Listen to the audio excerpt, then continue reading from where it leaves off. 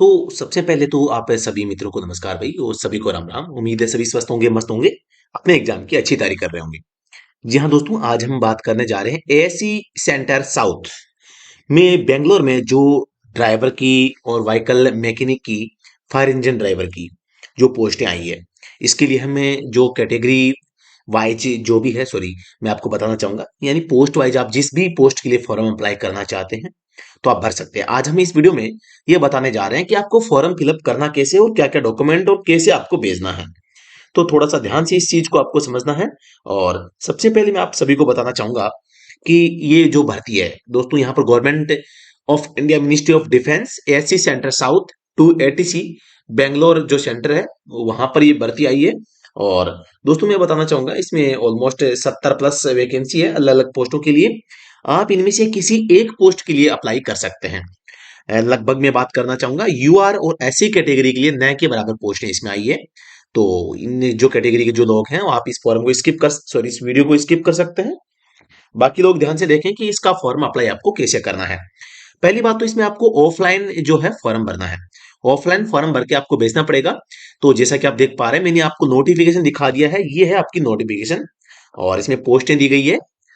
और यहाँ पर भी आप देख पा रहे हैं जो है लीडिंग फायरमैन, फायरमैन और फायर इंजन ड्राइवर, इन सभी पदों के लिए यहाँ पर यूआर में भी पोस्टें हैं।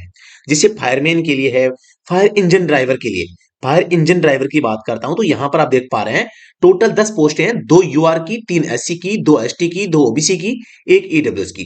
तो यहाँ पर भी आप देख पा रहे हैं फायर इंजन ड्राइवर के लिए 10 पोस्टों में से यूआर और एससी कैटेगरी के लिए भी पोस्ट है। फायरमैन में भी है।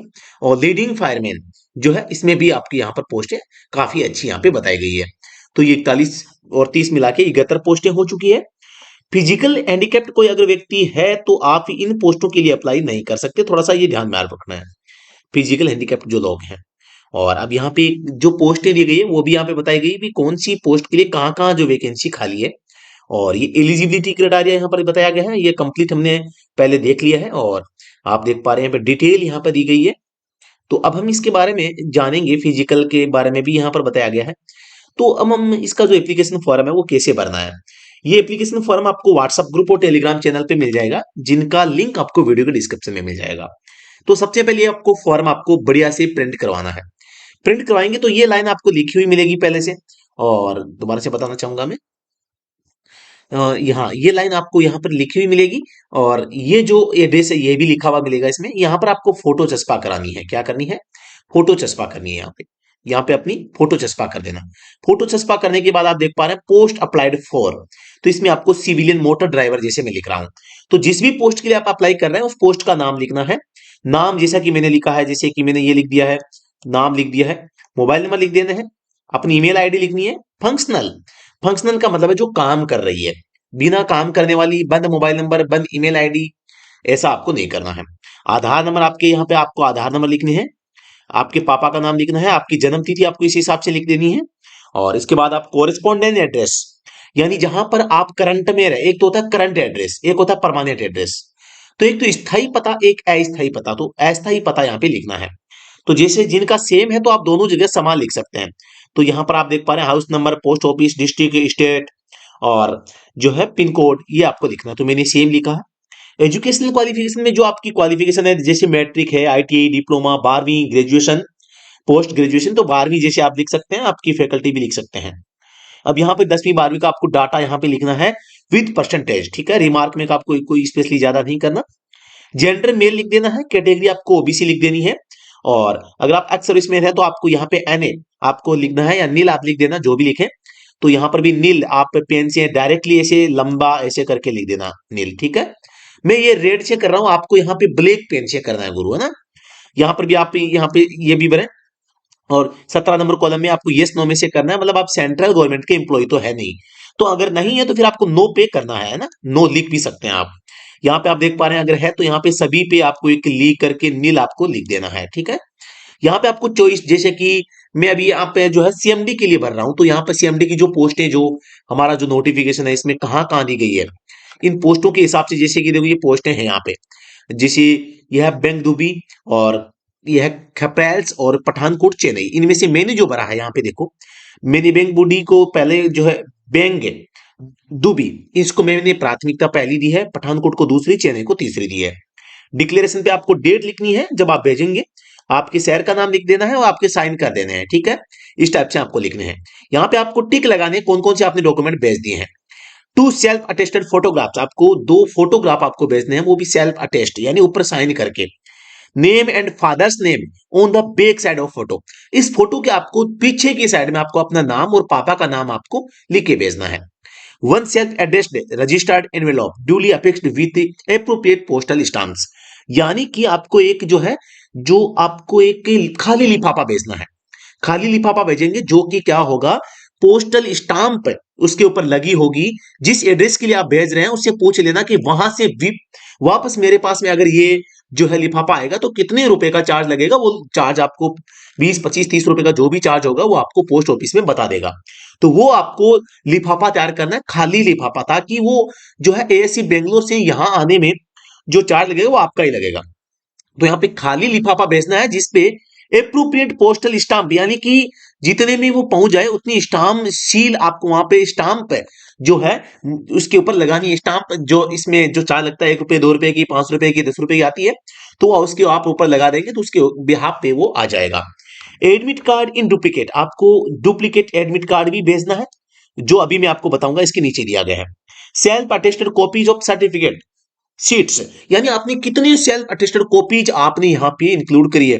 तो आपने जो भी डॉक्यूमेंट्स जो इसमें जमा आप इसमें भेज रहे हैं उनकी संख्या, टोटल संख्या काउंट कर लेना, 1 2 3 4 5 6 7 8 ऐसे। तो जैसे 8 या 10 जो भी जितने कागज हो रहे हैं उन कागजों की संख्या आपको लिखनी है। नेक्स्ट पेज पे हम यहाँ पे देख रहे हैं आपका जो मेन लिफाफा होगा, उस मेन लिफाफे पे आपको क्या करना है, आपको इस हिसाब से आपको जो है उसके ऊपर लिखना है format for application cover envelope. ये आपको नाम नहीं लिखना है, आपको डायरेक्टली यहां से शुरुआत करनी है। डायरेक्टली यहां से शुरुआत करनी है, application for the post of civilian motor driver. यहां पे आपको ये नाम लिखना है और इन तीनों में से एक को लिखना है। जैसे आपके 60 61 प्लस नंबर है तो आप यहाँ पे 65% नाम लिखेंगे, और ये 65 जो प्रतिशत है आपको किस कलर में लिखना है, आपको ये ब्लैक कलर में लिखना है। जैसे इसमें लिखा गया है उसी कलर में। ये केवल लिफाफे की बात है, अंदर का फॉर्म जो है आप सभी को मैंने रेड इसलिए बताया है ताकि आपको पता रहे मैंने कहां कहां लिखा है, क्योंकि ब्लैक में तो ये खुद है। मैंने आपको केवल बताने के लिए रेड कर रखा है, बाकी आपको फॉर्म है वो ब्लैक में भरना है। जिनके परसेंटेज 51 से 60 के बीच में वो यहां पर आप ब्लू पेन से भरेंगे, और जो 50 से कम है वो रेड से भरेंगे, ठीक है। इस हिसाब से आप भर सकते हैं। और 61 से प्लस अगर है, जैसे मैंने 65 लिखे हैं तो मैं यहां पर ब्लैक से लिखूंगा। यहां पे आपको सिग्नेचर कर देना है, ठीक है। तो इस टाइप से आपको फॉर्म भरना है, ये सिग्नेचर कर देना है। यहाँ पे 2 में आपको ये एड्रेस भरना है, जो ये एड्रेस आपको ऊपर दिया गया था, आपको मेन नोटिफिकेशन मिल जाएगा ये एड्रेस, आप देख लें। और इसके अलावा जो है अब ये इनकम का सर्टिफिकेट है, इनकम अगर आप लगाते हैं तो इनकम का ये फॉर्मेट होना चाहिए। ये आप देख पा रहे हैं यहाँ पे एक्स सर्विसमैन के लिए। आप ये नहीं, आप जो नॉर्मली आप एसडीएम ऑफिस या तहसीलदार जी ऑफिस से बनवाते हैं वो आपका चल जाएगा, वही सर्टिफिकेट आपको भेजना है। अब यहाँ पे आप देख पा रहे हैं क्या है, डिक्लेरेशन बाय ओबीसी कैंडिडेट से अलग ओबीसी के लिए यहां से शुरुआत हुई है। Admit card in duplicate, admit card भी आपको बना के भेजना है। जैसा कि आप में मैंने जो कॉलम भरे हैं केवल वही भरने हैं। नाम भरना है, पापा का नाम, डेट ऑफ बर्थ और कैटेगरी, 4 चीजें भरनी है। और ठीक एक और आया देखो, इसमें भी आपको नाम, पापा का नाम, जन्म तिथि और आपको यहाँ पे कैटेगरी, 4 चीज भरनी है। और बाकी सबसे नीचे आपको सिग्नेचर कर देने हैं, सिग्नेचर ऑफ कैंडिडेट। बस ये जो आपका है ना ये कागज हो गया। तो यहां पर आपको ध्यान देना है, ये डुप्लीकेट एडमिट कार्ड आप भेजना मत भूलिएगा। डुप्लीकेट एडमिट कार्ड भेजना है आपको, एक तो ये कागज हो गया। और इसके अलावा मैं बात करता हूं, ये आपका मेन इनवेलोप यानी मेन लिफाफा बड़ा वाला सबसे टॉप में, ये साइज बता देना, 5.5 और 11 इंच का। 5.5 इंच का है और एक साइड से 11 इंच का है। ऑलमोस्ट ये 5 का भी होगा, 5 12 का भी होगा तो चलेगा, कोई ज्यादा दिक्कत ऐसी नहीं आएगा। ऑलमोस्ट साइज बता देना आप पोस्ट ऑफिस में। तो एक ही आपका मेन एप्लीकेशन फॉर्म हो गया, जो कि 1 नंबर कागज, 2 नंबर कागज, 2 पेज में तो ये हो जाएगा। ये तो लिफाफा है मेन, 2 पेज में तो फॉर्म हो गया। तीसरा आपका डुप्लीकेट जो है आपका एडमिट कार्ड का पेज हो गया। 3 कागज तो ये हो जाएंगे। ये फॉर्म जब आप कंप्लीटली भर देंगे तो आपको क्या करना है, जो आप एक यहां पे देखो, ये चीज देखिए आप थोड़ा सा, ये one self addressed registered envelope duly affixed with appropriate postal stamps. यहां इसका मतलब है आपको एक सेल्फ एड्रेस्ड है, आपके खुद का पता आपको उसके ऊपर लिख के भेजना है। यानी उसके ऊपर आपको क्या लिखना है, देखो उसके ऊपर आपको लिखना है टू। टू में यहां पर आपका पूरा एड्रेस आ जाएगा उसमें, है ना। वो आपका एडमिट कार्ड आने के लिए लिफाफा होगा। एक तो मेन लिफाफा होगा जिसमें सारे कागज डाल के आप भेज रहे हैं, उसमें एक खाली लिफाफा भेजना है जो आपके एडमिट कार्ड के लिए काम आएगा। तो उसके ऊपर आपका खुद का एड्रेस लिखना है, ठीक है। तो ये थोड़ा सा आपको ध्यान में वहां पे रखना होगा। तो एक खाली लिफाफा, उसके ऊपर जो है स्टाम्प, जो है पोस्टल स्टाम्प भी लगानी है। पोस्टल स्टाम्प का मतलब है 20-25 रुपए की डाक टिकट जो होती है ना, वो चस्पा करवा देना, जिससे कि वो वहां से वापस वापस यहाँ पर आ जाए, ठीक है। तो ये था। अब मैं आपको बात बताना चाहूंगा डॉक्यूमेंट्स कौन कौन से चाहिए। तो सबसे पहली बात तो यहां पर आपको चाहिए एप्लीकेशन फॉर्म। एप्लीकेशन फॉर्म आपको भर के भेजना है, जो कि कितने कागज में होगा, ऑलमोस्ट मैं बता सकता हूं यहाँ पे 2 कागज प्लस आपका एक हो गया डुप्लीकेट, सॉरी ये नीचे आ जाएगा, चलो ठीक है, 2 कागज में हो जाएगा। आपका आधार कार्ड भेजनी है, एक कागज कॉपी हो गई, डोमिसाइल की हो गई एक, और मेट्रिकुलेशन सर्टिफिकेट अगर है तो ये भेजना है, और मेट्रिकुलेशन मार्कशीट और मेट्रिकुलेशन सर्टिफिकेट दोनों एक साथ है, तो आप दोनों में से एक भी भेज सकते हैं। जैसे कि आजकल जो मार्कशीट के साथ में ही सर्टिफिकेट होता है, तो आपको अलग से भेजने की आवश्यकता नहीं होती, और कई जगह पे अलग होता है तो अलग भेजना है, तो यहां पर आप ध्यान दे लेना। और एक्सपीरियंस सर्टिफिकेट आपको बिल्कुल भेजना पड़ेगा, वरना फॉर्म रिजेक्ट हो जाएगा। SC ST OBC जिस भी कैटेगरी से बिलोंग कर रहे हैं उसका भेजना है। एडमिट कार्ड का भी एक जो डुप्लीकेट अभी मैंने आपको बताया उसका भेजना है। तो देखो 2 3 4 5 6 7 8, इन दोनों को मिला के हम बात करते हैं तो ये मतलब 9 हो जाते हैं, वरना 8 हो जाते हैं, ठीक है। तो ये आपको थोड़ा सा ध्यान देना, 8 या 9 होगा। सर्टिफिकेट जिनका साथ में है उनका 8 होगा, वरना 9 होगा। तो यहां पर जो एक कॉलम मैंने आपको बताया था, वहां पे आपको ये मेंशन करनी है चीज। यहां पे आपको क्या करना पड़ेगा, लिखना पड़ेगा भी आपने कितनी नंबर ऑफ कॉपी जो है यहां पर भेजी है। जैसे मैं यहां पे लिख रहा हूं 8, तो ऐसे आपको लिखना पड़ेगा यहाँ पे, ठीक है। तो थोड़ा सा ध्यान से इनको आप भरेंगे तो आपको बिल्कुल समझ में आ जाएगा, ऐसा कोई बड़ा खेल नहीं है, आराम से आप फॉर्म में वो भर के आप इसको भेज देंगे। अब भेजना कैसे है, तो इसको आपको स्पीड पोस्ट या रजिस्टर्ड डाक के माध्यम से भेजना है।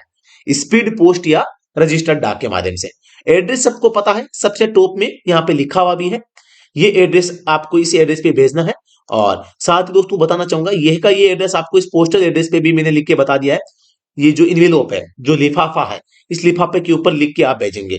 तो ये आप देख पा रहे हैं, presiding officer civilian direct requirement board, CHQ SC centre south 280C, एक ग्राम पोस्ट बैंगलोर। तो ये एड्रेस है आपका फॉर्म भेजने के लिए। तो आप सभी साथी जो है इसमें इस टाइप से आप अपना जो फॉर्म भर के वो भेज सकते हैं। इसके अलावा मैं आपको बताना चाहूंगा, जो आपका फॉर्म हो किन किन कारणों से रिजेक्ट हो सकता है। तो मैं आपको बताना चाहूंगा, जैसे कि आप इनकम्प्लीट अनसाइंड एप्लीकेशन, या अधूरा भरा हुआ या बिना साइन किए भेजते हैं फॉर्म को। Application not accompanied by self attested copies of supporting documents, आप सपोर्टिंग डॉक्यूमेंट्स को सेल्फ अटेस्ट करके उसके ऊपर सिग्नेचर नहीं करते हैं। Application received SC centre after the last date, यानी लेट पहुंचता है। और application without 2 additional photographs duly self attested will be similarly rejected, और and no correspondence in this regard will be entertain, यानी कि आप 2 एक्स्ट्रा फोटो है वो सेल्फ अटेस्ट करके नहीं भेजते हैं। एप्लीकेंट्स नोट मीटिंग QR जो है, ये एप्लीकेंट्स नोट मीटिंग QR, ये पता नहीं क्या है इसमें, पता नहीं। Applicants applied for more than 1 trade, आप अगर एक से अधिक पोस्ट के लिए आवेदन करते हैं तो भी आपका फॉर्म रिजेक्ट हो सकता है। तो आपको थोड़ा सा ध्यान से इनको देखना है। The application can be filled by candidate either in English और हिंदी, इंग्लिश या हिंदी में से आप किसी भी भाषा में, आप हिंदी में भी भर सकते हैं भाई, थोड़ा सा ध्यान रखना, आप हिंदी में भी भर सकते हैं। तो ये थे आपके डॉक्यूमेंट जो है रिजेक्ट करने के कारण। तो आपको ये सारे कॉपीज आपको भेज देनी है भाई, कुछ भी रखना नहीं है, सभी को सेल्फ अटेस्टेड, सभी के ऊपर आपको खुद के साइन करने हैं भाई। जितने भी डॉक्यूमेंट भेजेंगे सभी पे आपके खुद के हस्ताक्षर यहाँ पे होने चाहिए। तो जो भी साथी जिस भी एग्जाम की तैयारी कर रहे हैं, जहां भी कर रहे हैं, जैसे भी कर रहे हैं, आप सभी को इसके बारे में कंप्लीट इंफॉर्मेशन होनी चाहिए। और मैं बताना चाहूंगा, ये आपका जो बहुत अच्छा जो अवसर है आपके पास में यहाँ पे जॉब प्राप्त करने का, बहुत ही सिंपल सी प्रोसेस है। आपको यहाँ पे जो है दिख रहा है, सिलेबस भी दिख रहा है, सिलेबस के अकॉर्डिंग आप अच्छे से जो है स्टडी करते रहिए, और जरूर आप सक्षम इसमें होंगे और जरूर आप सफल होंगे। और अगर वीडियो में दी गई जानकारी अगर आपको सही लगी है तो बिल्कुल आप लाइक शेयर और कमेंट कर सकते हैं, एक अच्छा वाला कमेंट, जो हमने आपके लिए मेहनत करके इस वीडियो के माध्यम से दी है जानकारी, तो इसके लिए आप एक अच्छा सा कमेंट आप फीडबैक के तौर पे आप कमेंट सेक्शन में लिख के भेज सकते हैं। तो उससे हमें और मोटिवेशन मिलेगा और हम और भी अच्छी जानकारी आपके साथ साझा करेंगे। तो बिल्कुल मोटिवेशन की हर व्यक्ति को आवश्यकता होती है, चाहे आप हो चाहे मैं हूं। तो अभी के लिए इतना ही, फिर से मिलते हैं नेक्स्ट वीडियो में। किसी भी प्रकार की कोई क्वेरी हो तो आप पे जो नंबर आपको दिखाई दे रहे होंगे, इस नंबर पे आप पे जो है संपर्क कर सकते हैं, और जो है कमेंट सेक्शन में आप हमें बता सकते हैं कोई जानकारी आपको चाहिए। नंबर आपको स्क्रीन पे देखो मैं लिख रहा हूं, 8764188848। और इस नंबर को मैं थोड़ा बड़ा भी कर देता हूं, आप आराम से देख लो। इस नंबर पे आप संपर्क करके भी आप कोई भी इंफॉर्मेशन है व्हाट्सएप में मैसेज के माध्यम से, भाई कॉल कम से कम करना यार, है ना। मैं भी जॉब करता हूं ना, थोड़ा सा बिजी रहता हूं, तो टाइम निकाल के आपके लिए वीडियो बनाता हूं।